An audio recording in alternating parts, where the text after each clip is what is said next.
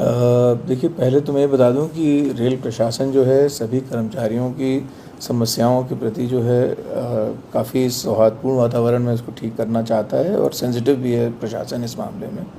तो जो भी परेशानियां होती हैं रेल कर्मचारियों को, जिस प्रकार की भी होती हैं, चाहे क्वार्टर की हो चाहे वर्क प्लेस पे हो, उसको सॉर्ट आउट करने की कोशिश हमारी निरंतर जारी रहती है। रही बात गंडक कॉलोनी की महिलाओं की, तो ऐसा है कि पिछले 3 महीने में मेरा स्पेशल फोकस रहा है पूरी रेलवे कॉलोनी में समस्तीपुर में कि मानसून में अगर बारिश हो तो पानी कम से कम, मतलब जल जमाव की समस्या कम से कम हो। इसके लिए पिछले 3 महीने में हम लोगों ने सारे नालों की सफाई करवानी शुरू की है। और आप लोगों ने भी देखा होगा कि शहर में जितना भी रेलवे परिसर में बड़े बड़े नाले हैं सबकी सफाई हो चुकी है। कुछ छोटे नाले बचे हुए हैं जिनकी सफाई भी चल रही है। और हमारी कोशिश, गंडक कॉलोनी में भी मैं पर्सनली जा चुका हूँ 10 दिन पहले, और एक एक नाला और नाली, इनफैक्ट जहाँ झाड़ झंकाड़ भी उगाया था उसको भी पर्सनली देखा है मैंने अपने साथी अधिकारियों और कर्मचारियों के साथ। और उन से एक टाइम बाउंड एक्शन प्लान लिया है उसको ठीक कराने के लिए। तो मुझे जो है 20 जुलाई की डेट दी गई थी कि तब तक ये सारे काम जो हैं सफाई के गंडक कॉलोनी में पूरे हो जाएंगे। और मैं आशान्वित हूँ कि इस समय सीमा में बहुत सारी शिकायतों का निराकरण हो जाएगा। कुछ शिकायतें थीं कि पानी नहीं आ पाता था क्योंकि जो बोरिंग वाला पंप था वो बार बार जल जा रहा था। पिछले 20 दिनों में 3 बार पंप जला है और 3 बार शायद पानी की सप्लाई भी बाधित हुई है। बट कल रात से पानी की सप्लाई रिस्टोर हो गई है और हम लोगों ने आपस में सलाह मशवरा करके ये निर्णय लिया है कि गंडक कॉलोनी में जहाँ भी बोरिंग है वहाँ 2-2 पंप रहेंगे, जिससे कि अगर एक जलता है तो दूसरा पंप तुरंत काम में लाया जा सके। वो भी काम 3-4 दिन में पूरा हो जाएगा। दूसरा पंप रेडी हो गया, उसकी बोरिंग भी ऑलमोस्ट कंप्लीट है, 2-4 दिन में वो भी कमीशन हो जाएगा। तो आगे इस तरह की समस्या नहीं आएगी। रही बात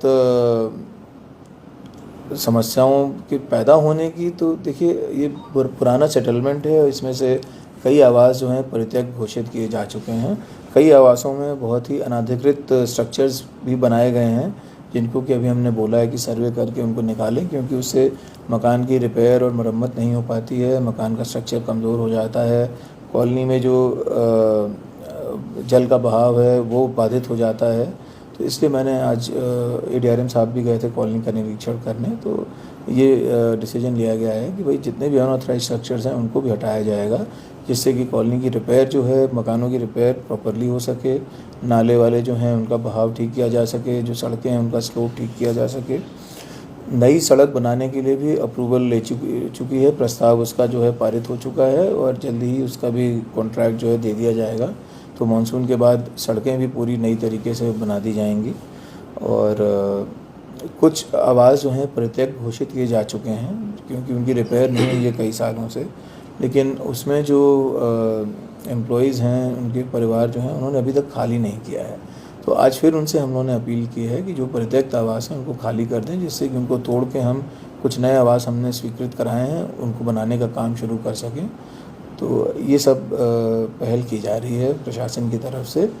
गंडक कॉलोनी स्पेशली वहाँ पे जो परिवार रह रहे हैं, रेल परिवार के लोग जो रह रहे हैं उनकी उसके लिए सहायता के लिए। कॉलोनियों में सुरक्षा को लेकर भी सवाल उठाए जा रहे थे कि सुरक्षा की कमी है, आए दिन कोई घटना घटती रहती है, उस पर क्या? कॉलोनी की सुरक्षा के लिए RPF की पेट्रोलिंग शुरू कर दी गई है और कुछ एडिशनल फोर्सेस भी हम लोगों ने मांगी हैं।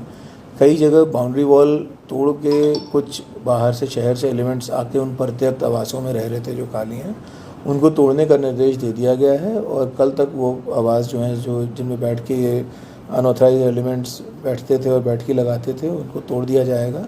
और बाउंड्री वॉल जहाँ जहाँ टूटी है वो भी हफ्ते 10 दिन में रिपेयर हो जाएगी। और सिक्योरिटी पे एक बार फिर से हम लोगों ने जो है गश्त की जो है वो शुरू करा दी है, स्पेशली रात में गश्त कराना।